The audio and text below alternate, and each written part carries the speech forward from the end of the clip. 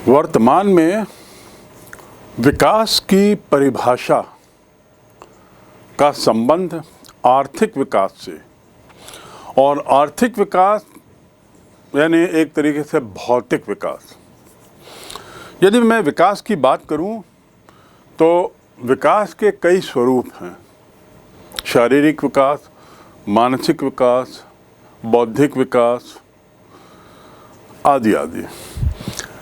ये सामाजिक विकास, ये जो आर्थिक विकास है, आर्थिक विकास के कारण ही पर्यावरण की अवनति हो रही है और अवनति का परिणाम प्रदूषण हो रहा है। पर्यावरण की अवनति हम कह सकते हैं कि आर्थिक विकास की एक सामाजिक लागत का घटक है, अर्थात आर्थिक विकास की एक कीमत हमें चुकानी पड़ रही है पर्यावरण अवनति के रूप में, पर्यावरण की गिरावट के रूप में। तो एक ओर जहाँ विकास हो रहा है, दूसरी ओर पर्यावरण में ह्रास आ रहा है, गिरावट आ रही है। इसका समृद्धि या विकास की गति से बड़ा घनिष्ठ संबंध है। विकास की गति जितनी बढ़ेगी, पर्यावरण उतना ही प्रभावित होगा, और यदि हम पर्यावरण के प्रभावित होने की बात करते हैं तो बात स्पष्ट है कि दुष्प्रभाव पड़ेगा। आर्थिक समृद्धि और विकास की गति जितनी तेज होगी, पर्यावरण अवनति की गति भी उतनी ही तेज होगी।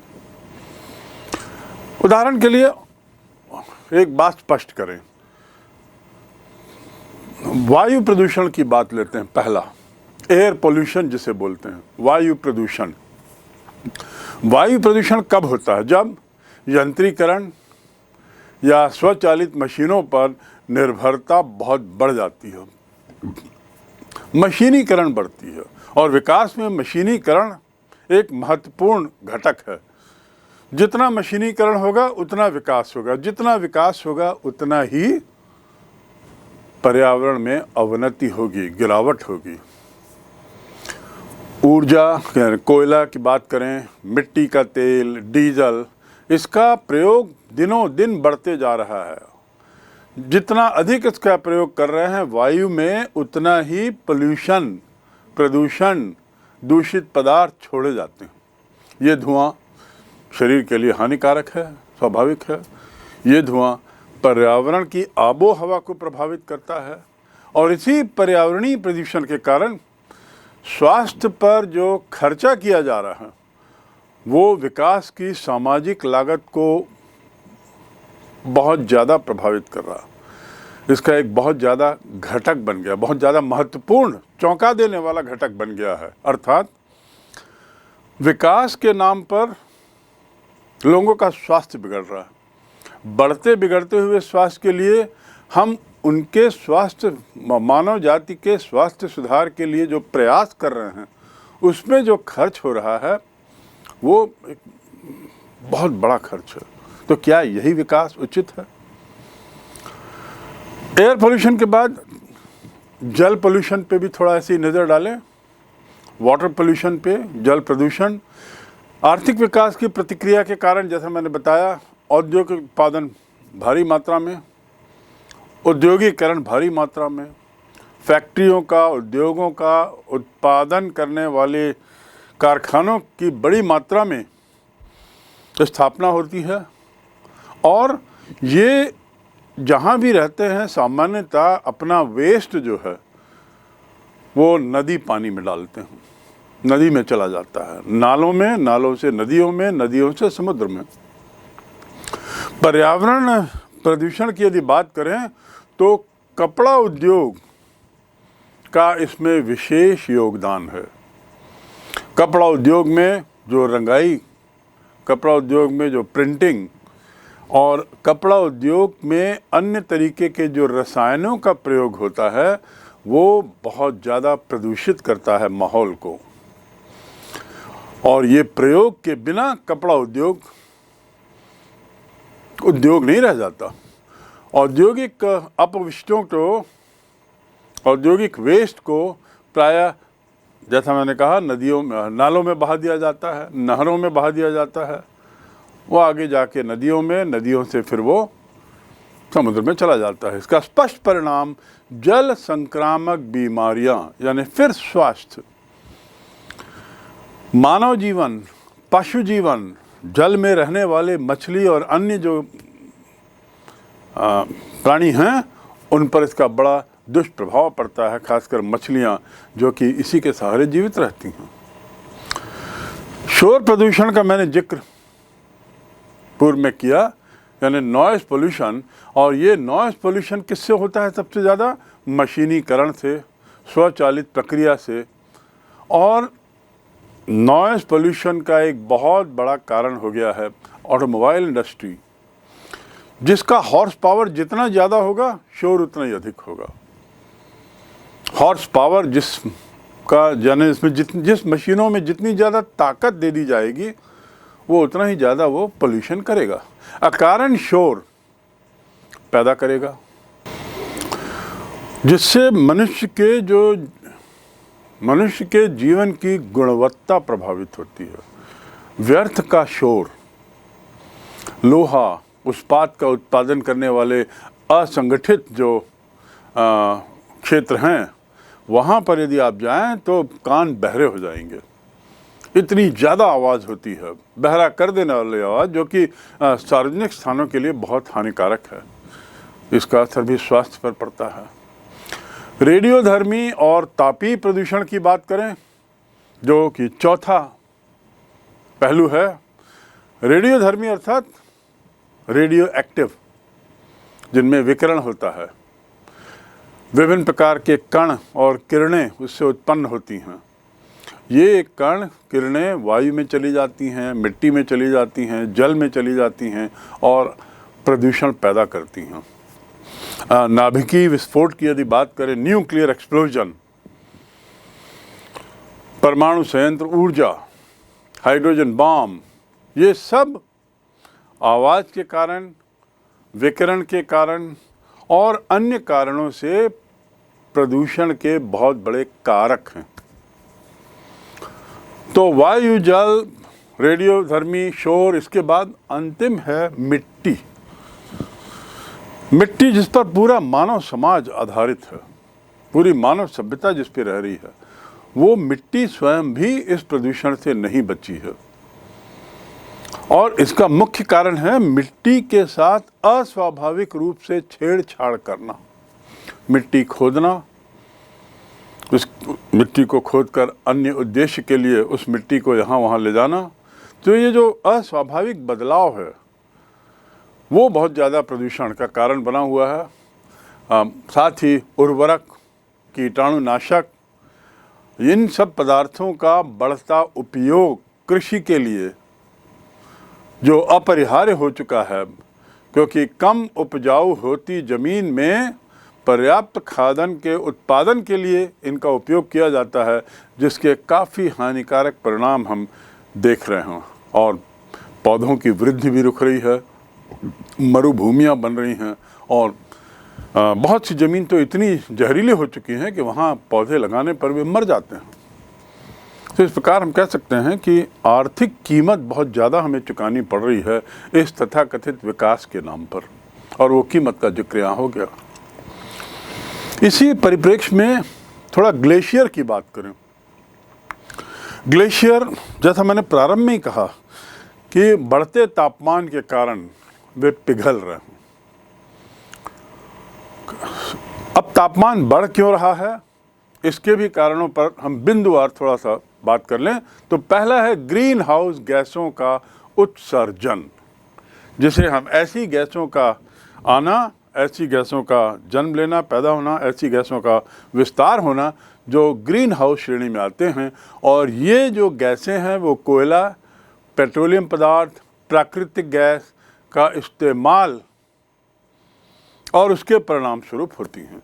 यदि हम इन तीनों घटकों को, ऊर्जा के इन स्रोतों को मिला लें तो इनके उपयोग से वर्तमान में लगभग 2 करोड़ टन कार्बन डाइऑक्साइड पैदा होता है। हर व्यक्ति औसत वर्ष भर में 1 टन कार्बन या 4 टन कार्बन डाइऑक्साइड वातावरण में छोड़ता है। वर्ष भर में हम 7 गीगा टन यानी 700 crore ton greenhouse gas पर्यावरण में भेज रहे हैं। 700 crore ton greenhouse gases पर्यावरण में हम प्रतिवर्ष भेज रहे हैं। और दूसरी ओर अन्य घटक भी हैं जो पर्यावरण को बर्बाद करने पे लगे हुए हैं, और हम ऐसा कुछ नहीं कर रहे हैं जिससे कि पर्यावरण के इस ह्रास को रोका जा सके, या कुछ नहीं कर पा रहे हैं जिससे इन पर्यावरण के ह्रास को रोका जा सके। इसी का परिणाम है कि ग्लेशियर पिघलने लगे। दूसरा कारण है जंगल और समुद्र से जो प्रभाव इन पर पड़ा है। इनमें कार्बन डाइऑक्साइड सूखने का जंगल और समुद्र बहुत बड़ा स्रोत है, लेकिन अब जंगली जानवरों और जंगलों और महासागरों ने भी कार्बन डाइऑक्साइड निकालना शुरू कर दिया है। कुछ वर्षों तक, कुछ शतक पूर्व तक ये जो जगहें थी, महासागर या जंगल तो आज भी मानते हैं कि समुद्र को कि वो कार्बन डाइऑक्साइड सोखते हैं, एब्जॉर्ब करते हैं, महासागर भी करते हैं, लेकिन अब वहाँ पर इतनी प्रचुर मात्रा में कार्बन डाइऑक्साइड पहुँच चुकी है कि महासागर के जल द्वारा या जंगलों द्वारा पूरा का पूरा कार्बन डाइऑक्साइड ले लेना अब उनके लिए संभव नहीं है। उल्टे ये अब कार्बन डाइऑक्साइड छोड़ने लगे हैं। तो नदियों या महासागरों या जंगलों द्वारा कार्बन डाइऑक्साइड उगलना ये एक गत कुछ 100 वर्षों की प्रक्रिया है, और उसका कारण है पर्यावरण में जो इम्बैलेंस हुआ है उसने इस समस्या को जन्म दे दिया है। ग्लोबल वार्मिंग के कारण तो समुद्र में जो पानी है वो भी भाप बनने लगा है, क्योंकि तापमान बढ़ गया है। ग्लेशियर बनने का तीसरा कारण आसमान से खतरा, अर्थात ग्रीन हाउस गैसों के उत्सर्जन से मात्र ग्लेशियर नहीं पिघल रहे हैं, बल्कि इन गैसों से ओजोन परत तो नष्ट हो रही है, जो हम जान रहे हैं। ओजोन परत ही हमें सूरज की जो खतरनाक किरणें होती हैं, जिसे हम पैरा बैगनी किरणें कहते हैं, वैज्ञानिक भाषा में इसे पैरा बैगनी किरणें कहते हैं, उससे हमें ओजोन की परत बचाती है। अब ओजोन की परत स्वयं में बर्बाद हो रही है मानव जाति के द्वारा की गई विभिन्न तरह की छेड़खानियों के कारण, और इसलिए भी हमें आसमान से भी खतरा हो चला है, आकाश से भी खतरा हो चला है। इस उदाहरणों के अलावा हम सुंदरवन की बात करें। सुंदरवन डेल्टा पश्चिमी बंगाल में है। पश्चिमी बंगाल में स्थित एक बहुत ही ज़्यादा घने जंगलों वाला क्षेत्र था, और एक रिपोर्ट के अनुसार 2020 तक इस सुंदरवन क्षेत्र का करीब 15% हिस्सा समुद्र में मिल गया। 15% हिस्सा समुद्र में समा गया, क्योंकि समुद्र का जो स्तर है वो बढ़ गया। ग्रीनलैंड और अंटार्कटिका में जो ग्लेशियर्स पिघल रहे हैं, ये उसी का परिणाम है। धरती का तापमान अगला बिंदु है जिस पर बारंबार प्रकाश डाला गया है, और IPCC की पेरिस रिपोर्ट में 2100 में धरती का तापमान लगभग 1.5 से 4 डिग्री तक बढ़ जाएगा। 2100 अभी जो चल रहा है, समाप्त होते होते धरती का तापमान अधिकतम 4 डिग्री बढ़ जाएगा। 4 डिग्री का बढ़ाव होना औसत तापमान में अपने में बहुत ज़्यादा है। और ये जो रिपोर्ट है, इसकी विश्वसनीयता पर इसलिए प्रश्न नहीं उठाया जा सकता, क्योंकि ये भविष्यवाणी किसी वैज्ञानिक सर्वे पर आधारित है, और लगभग 113 देशों के 3700 से ज़्यादा वैज्ञानिकों ने मिलकर इसे तैयार किया है। ग्लेशियर के पिघलने का एक अन्य मुख्य कारण है कि अमेरिका में ग्लेशियर की खपत या अमेरिका में इन सब चीज़ों की खपत थोड़ी ज़्यादा है, अन्य देशों की तुलना में 15 से 20%। और अमेरिका सबसे ज़्यादा विकसित देश है। इससे बड़ा साबित होता है कि विकास की बड़ी कीमत हमें चुकानी पड़ती है। तो ग्लेशियर का पिघलना अमेरिका के तथाकथित विकास का एक बहुत बड़ा दुष्प्रभाव है। अंतिम बात,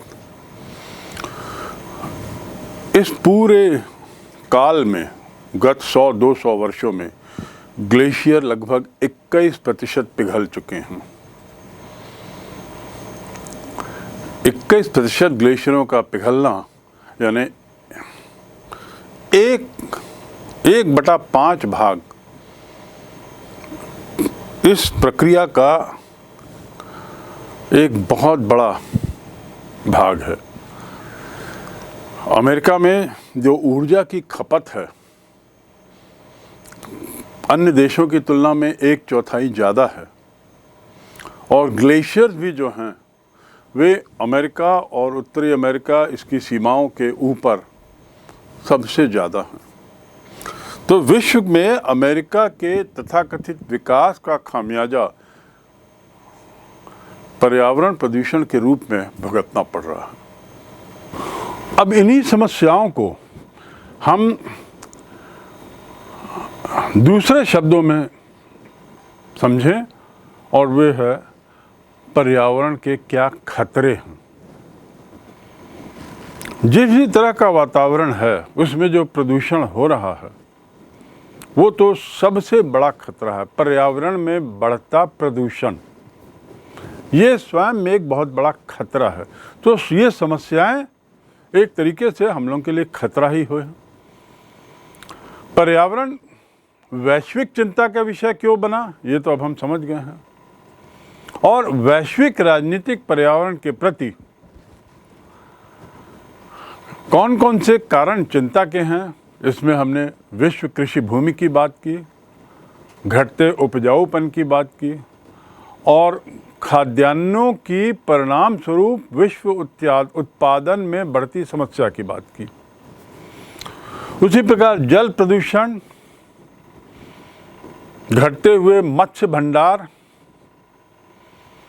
समुद्रों में बढ़ता प्रदूषण और समुद्र के किनारे रहने वाले लोग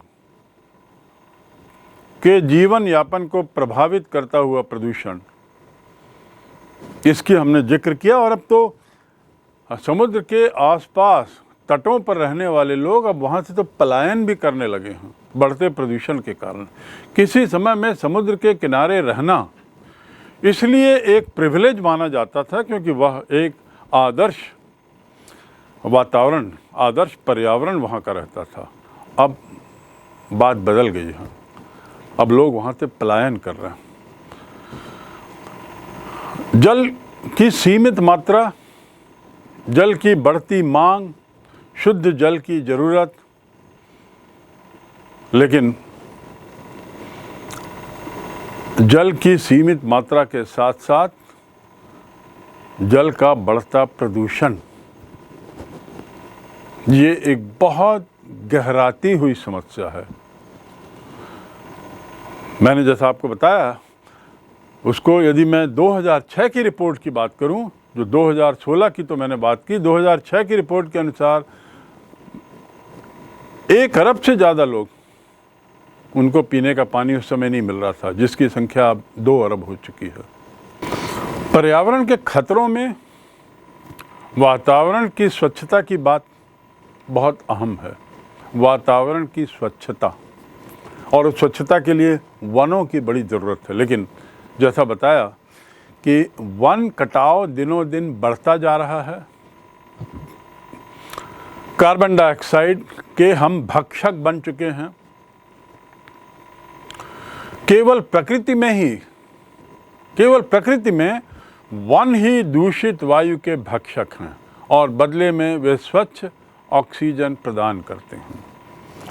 आपको ये समझना होगा कि जो बायोलॉजी में आप पढ़ते हैं cycle, oxygen carbon dioxide cycle, जिसके तहत वन दूषित वायु लेते हैं और शुद्ध वायु निकालते हैं। शुद्ध वायु अर्थात ऑक्सीजन युक्त। अब शुद्ध वायु, अब दूषित वायु का ग्रहण करने वाले, दूषित वायु को लेने वाले वनों की संख्या में कमी आ रही है। जनसंख्या बढ़ते जा रही है। बढ़ती जनसंख्या के द्वारा छोड़ा गया कार्बन डाइऑक्साइड और अन्य तरह के प्रदूषणों से उत्पन्न कार्बन डाइऑक्साइड को लेने वाले वनों की मात्रा कम हो रही है। तो कहाँ जा रहा है कार्बन डाइऑक्साइड? वातावरण में, और वातावरण को दिन बर दिन प्रदूषित करते जा रहा है। वन जो इतना अनिवार्य अंग है हमारे जीवन का, आज के युग में जनसंख्या और उद्योगों के कारण इनकी भारी कटाई हो रही है और स्वच्छ हवा धीरे धीरे कम होती जा रही है। इस अंधाधुंध कटाई से जलवायु प्रभावित हो गई है, और जलवायु ही नहीं, जो जिसे हम बायोडाइवर्सिटी कहते हैं, जैव विविधता, वो भी प्रभावित हुई है। ये एक बहुत बड़ा खतरा है, और इसी जैव विविधता के पर होने वाले दुष्प्रभाव का परिणाम है कि बहुत से जो वन्य जंतु थे वे विलुप्त हो गए हैं, इस धरती से गायब ही हो गए। ओजोन की परत की छेद का खतरा तो मैंने पहले ही बताया, और उसका परिणाम क्या है, उससे क्या खतरा हुआ है? तापमान में वृद्धि, विश्व के तापमान में वृद्धि। इस ओजोन की परत के छेद के कारण रेडिएशन, सूर्य की विकिरण का दुष्प्रभाव पड़ रहा, और विश्व का तापमान बढ़ रहा है, औसत तापमान। इस बढ़ते हुए औसत तापमान के परिणाम स्वरूप जो दुनिया भर में जो बर्फ़ है, प्राकृतिक बर्फ़ जिसे हम ग्लेशियर कह सकते हैं, हिमालय के रूप में जो बर्फ़ है, अन्य बड़े बड़े पहाड़ों के रूप में जो बर्फ़ है, वो पिघल रही है। पिघलने का क्या परिणाम? जब इतने बड़े स्तर पर जब बर्फ़ पिघल रही है तो वो पानी समुद्र तल के स्तर को बढ़ा रहा है। बढ़ता हुआ समुद्र का जो स्तर है वो ऐसे द्वीपों के लिए बड़ा खतरा हो गया है, उनके अस्तित्व के लिए, जो समुद्र स्तर से थोड़े ऊंचे पे हैं। कई देशों और कई द्वीप, उन लोगों को जलमग्न होने का खतरा हो गया है। ये खतरे की घंटी है। समस्याएं हमने समझी, अब उनसे होने वाले खतरों को देखिए। श्रीलंका, अंडमान निकोबार और विश्व के अनेक ऐसे लो लाइंग लैंड हैं जो जल स्तर से कुछ ज़्यादा ऊंचे नहीं हैं। यदि इसी तरह ग्लेशियर का पिघलना जारी रहा तो एक दिन आएगा जब ये लो लाइंग लैंड और तो और भारत जैसे देश के जो तट हैं उसका काफ़ी कुछ हिस्सा समुद्र में डूब जाएगा। ये बहुत बड़ा खतरा है। जब हम खतरे की बात करते हैं, पर्यावरण संबंधी खतरे की, तो एक और जहां ओजोन लेयर में छेद की बात आती है, hole in ozone layer, ozone hole, तो दूसरी ओर एक शब्द और आज बहुत प्रचलित है, विश्व राजनीति में भी उसका बहुत अहम उसका वो हो रहा है उपयोग, और वो है global warming. Global warming, global warming क्या है, क्या मायने हैं? ग्लोबल मतलब वैश्विक और वार्मिंग मतलब गर्म होना। तो जैसा कि शब्द से स्पष्ट है, ग्लोबल वार्मिंग अर्थात वैश्विक ताप वृद्धि में बढ़ाव, विश्व के तापमान में बढ़ोतरी, वह ग्लोबल वार्मिंग सबसे सरल शब्दों में उसे हम कह सकते हैं। ये वैश्विक ताप जो है, विश्व का जो तापमान, वो क्लोरोफ्लोरोकार्बन, क्या क्लोरोफ्लोरोकार्बन कहलाने वाले कुछ रसायन हैं, कुछ केमिकल्स हैं, इनके फैलाव से होता है। और ये क्लोरोफ्लोरोकार्बन संबंधित रसायन का जो विस्तार है उसका जो फैलाव है वो दिनों दिन बढ़ रहा है। इसी तापमान के कारण, जैसा मैंने बताया, ग्लोबल वार्मिंग के कारण ही समुद्र का जल स्तर बढ़ रहा है। तटीय क्षेत्रों को खतरा पैदा हो गया है डूबने का, क्योंकि समुद्र तल की ऊंचाई बढ़ने लगी है और धरती में जो जीवन है वो भी बहुत जगह इसीलिए खतरे में पड़ गया। ये सब ग्लोबल वार्मिंग के दुष्परिणाम हैं। यदि हम उनको बिंदुवार थोड़ा समझें ग्लोबल वार्मिंग के दुष्परिणामों को, तो पहला है, यदि इस बढ़ते तापमान को नहीं रोका गया तो बड़े बड़े तटीय शहर डूब जाएंगे। इसका जिक्र आपको पूर्व में हो चुका है। दूसरा है कि पूरा विश्व जो है अब अपना ध्यान ग्लोबल वार्मिंग से उपजने वाली समस्या के निराकरण में लग गया है। विकास जनसंख्या को आधारभूत सुविधाएं ये देने के बदले अब विश्व की राजनीति में इस मुद्दे ने एक बहुत अहम ध्यान खींचा है। सबका समय ले रहा है, धन ले रहा है, और वो है ग्लोबल वार्मिंग का मुद्दा। तीसरा है, भले ही सभी देश अपने अपने स्तर पे ग्लोबल वार्मिंग को साधने का प्रयास कर रहे हों, लेकिन निराकरण इतना सरल नहीं है। इसके लिए ज़रूरी होगा कि सभी देश क्या हो जाएं, औद्योगिक देश बने। सभी देश औद्योगिक रूप से विकसित बने। अब औद्योगिक रूप से यदि देश विकसित बनते हैं, और भी देश जो अभी गैर औद्योगिक देश हैं, उद्योग वहाँ खुलेंगे, उस उद्योग के दुष्परिणाम से पहले मानव सभ्यता को गुजरना होगा, उसके बाद ही वो जाके विकसित होंगे। तो वो स्टेज तो बाद में आएगी। पर ग्लोबल वार्मिंग को रोकने के लिए, ग्लोबल वार्मिंग पे नियंत्रण के लिए, उसमें किए जा रहे प्रयास के लिए ज़रूरी है कि पहले सब देश विकसित हों। ये एक अजीब विडंबना है कि विकसित होने की ज़रूरत है ग्लोबल वार्मिंग को रोकने के लिए। इन देशों के विकसित होने की ज़रूरत है, और दूसरी ओर इन देशों के विकसित होने की प्रक्रिया में ग्लोबल वार्मिंग को खतरा भी है। तो ये एक बड़ा विषम चक्र है। इस चक्र को कहाँ पे तोड़ा जाए,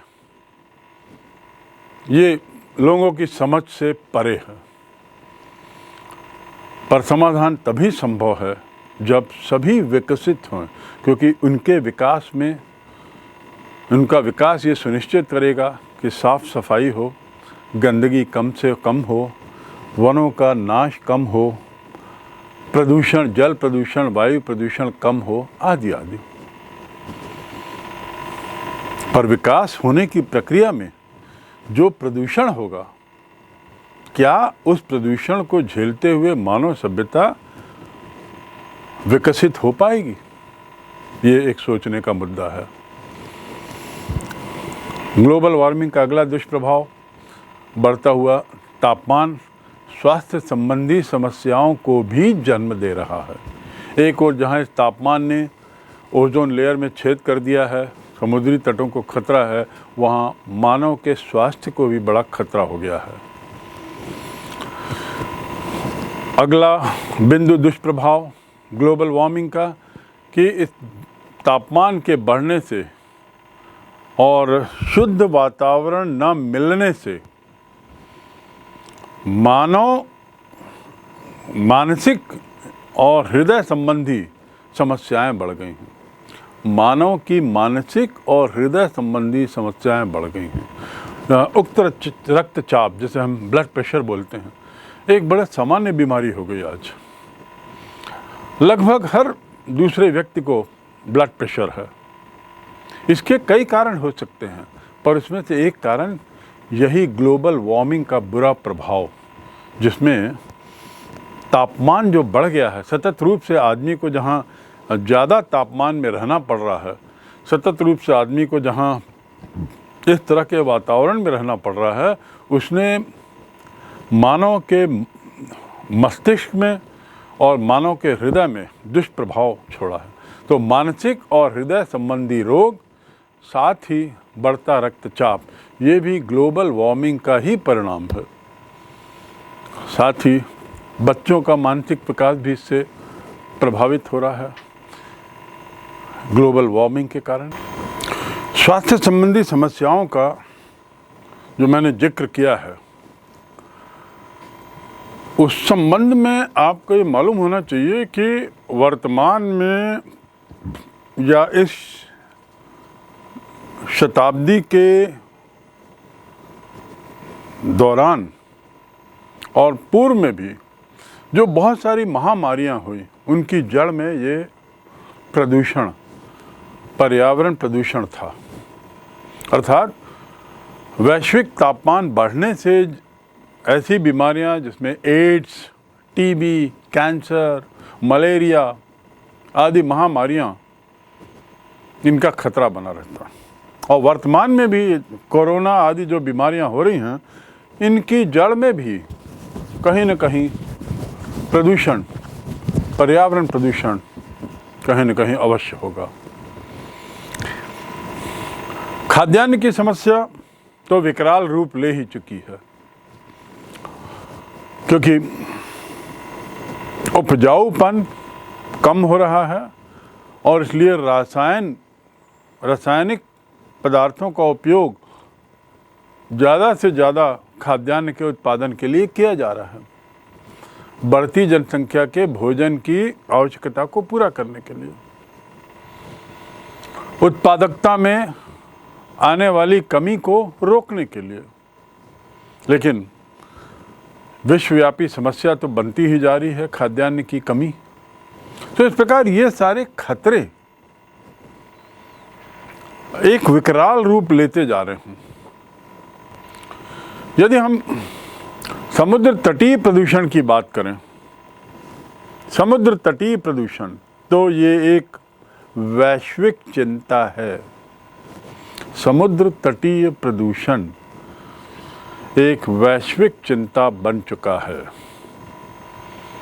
भूमि की मात्रा सीमित है, जनसंख्या में वृद्धि हो रही है और विकास के नाम पर जो होड़ मची है, उत्पादन में जो होड़ मची है, उस बढ़ते हुए उत्पादन, उस होड़ में होने वाले उत्पादन के कारण वेस्ट भी बढ़ रहा है।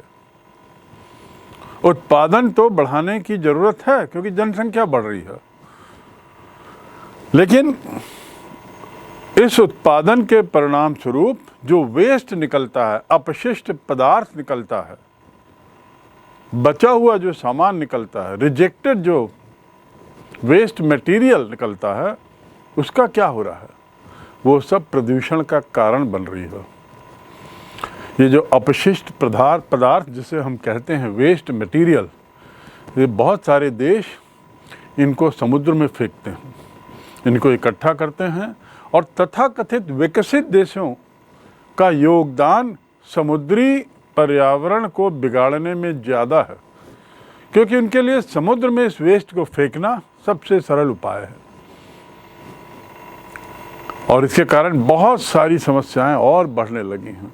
ये समुद्र में फेंक दिया उन्होंने, समुद्र पोल्यूटेड हो गया और वो पोल्यूटेड समुद्र का पानी अब दूसरे देशों की सीमाओं को, तटों को छू रहा है।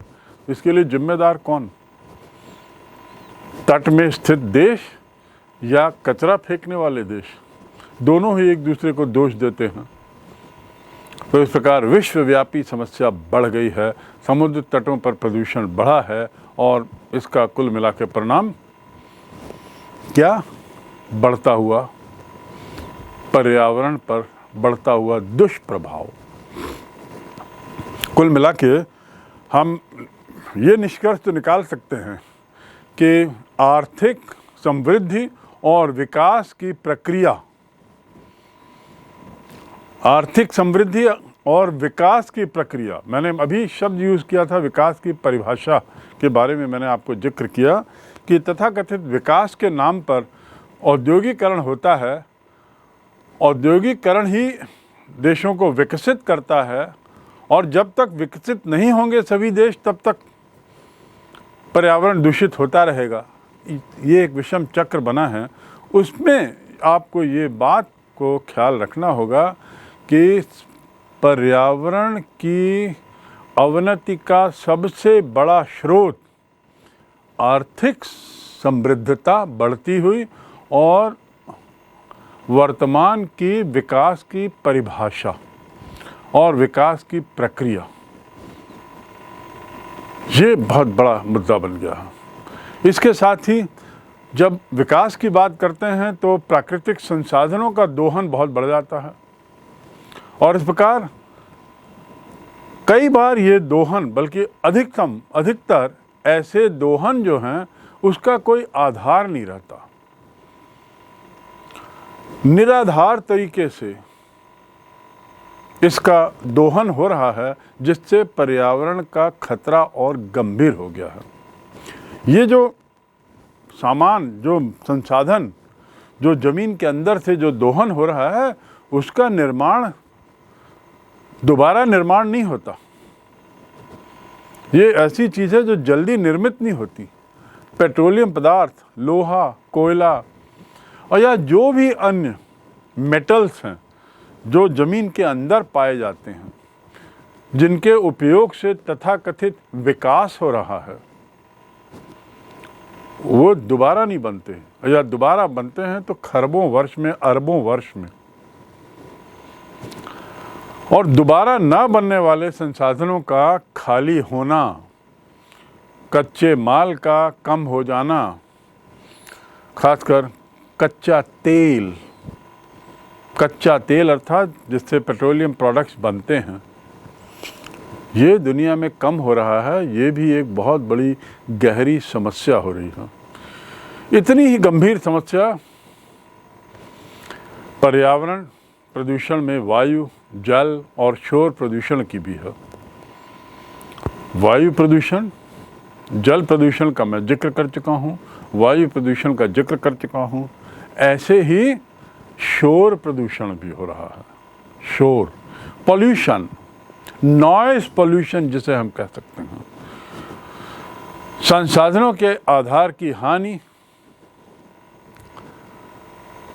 संसाधनों के तथा उसकी अवनति, पर्यावरण की अनुमति, दोनों के कारण भारी आने वाली जो पीढ़ी है वो उत्पादन क्षमता को बड़ी भयभीत कर देने वाली क्षति पहुंचा रही है।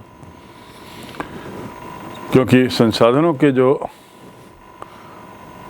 उसका दोहन हो रहा है उससे जो दुष्परिणाम हो रहे हैं, और उस दुष्परिणाम में सबसे बड़ा दुष्परिणाम संसाधनों का धीरे धीरे कम होना और पर्यावरण में अवनति होना, पर्यावरण में गिरावट होना। तो आने वाली पीढ़ी जो है वो जिस तरीके से इस रास्ते में आगे बढ़ रही है वो स्थिति बड़ी खतरनाक है, भयभीत करने वाली है। और यदि इस तरह की समृद्धि, इस तरह के विकास को रोका नहीं गया और इस तरह के विकास की गति को ऐसा ही बनाया रखा या उसकी बढ़ती रही गति, तो ज़्यादा दिन दूर नहीं जब ये तथाकथित विकास जो है वो आत्मघाती साबित हो जाएगा। विकास की प्रतिक्रिया ही हमारी समाप्ति, हमारे अंत का कारण बन बैठेगी।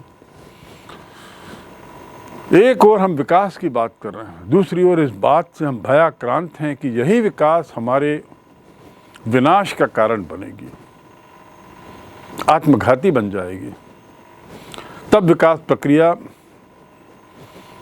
हमारे जीवन के अस्तित्व के लिए, जीवन के अस्तित्व की समाप्ति का कहीं आधार न बन जाए।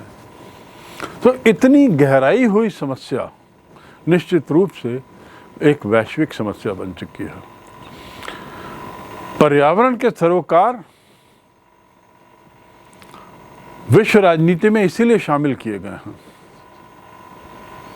और चूंकि ये वैश्विक समस्या है इसलिए विश्व राजनीति की बात होती है।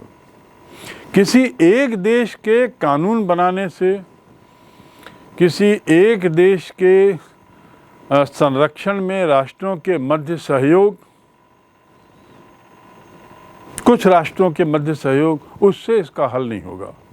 और पर्यावरण रक्षा हेतु जरूरी क्या है कि राज्य के द्वारा, सभी देशों के द्वारा समग्र रूप से कानून बनाए जाएं, पर्यावरण संरक्षण में सभी राष्ट्रों के बीच में सहयोग हो, और जो पर्यावरण से सरोकार रखते हैं यानी NGOs या आदि आदि अन्य वर्ग, बुद्धिजीवी वर्ग, इन सब को इसमें शामिल होना जरूरी है।